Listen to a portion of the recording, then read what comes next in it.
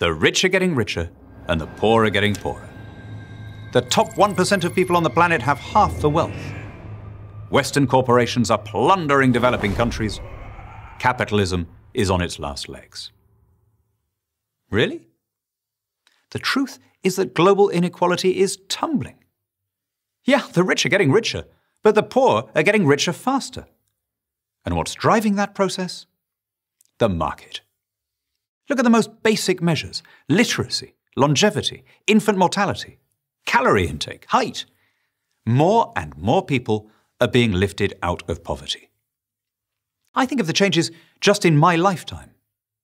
When I was born in 1971, an American worker had to earn a month's salary to be able to afford a TV set. Now it's 2 days.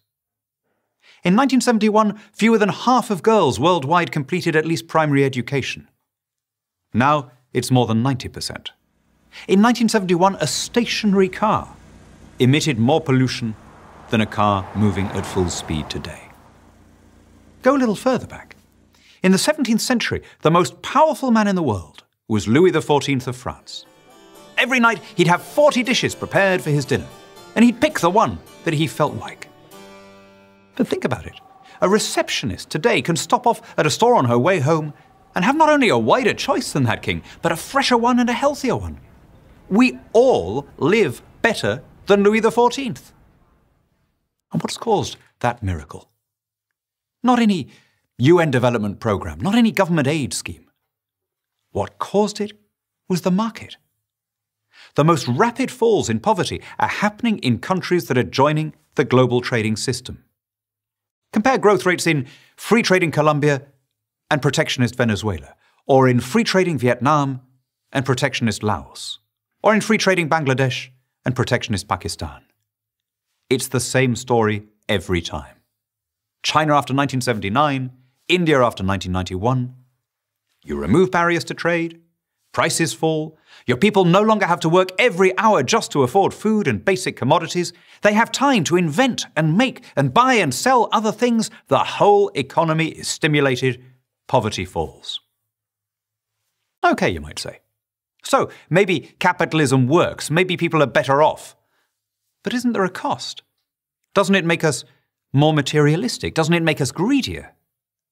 Well, if by greed you mean a desire for material wealth, that's part of the human condition. It's in our DNA. Or if you prefer, it's in our fallen nature. Under any system, socialism, communism, fascism, absolute monarchy, theocracy, people want more stuff. The unique quality of capitalism is that it structures the incentives so that the way to succeed, the way to be greedy, if you insist on using that vocabulary, is to offer a service to the people around you.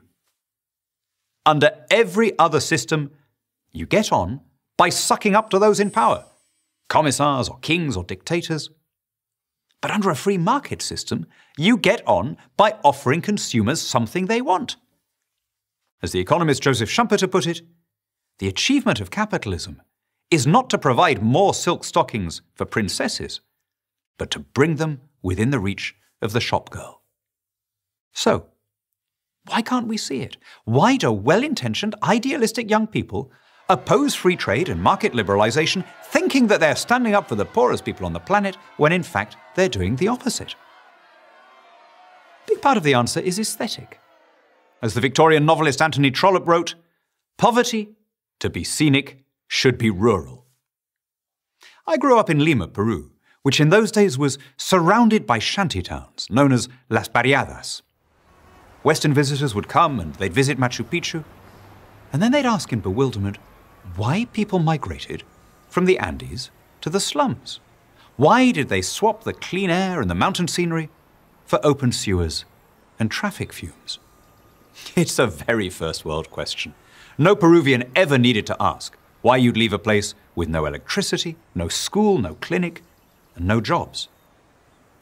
Those shantytowns, those barriadas, for most of their residents are transitional.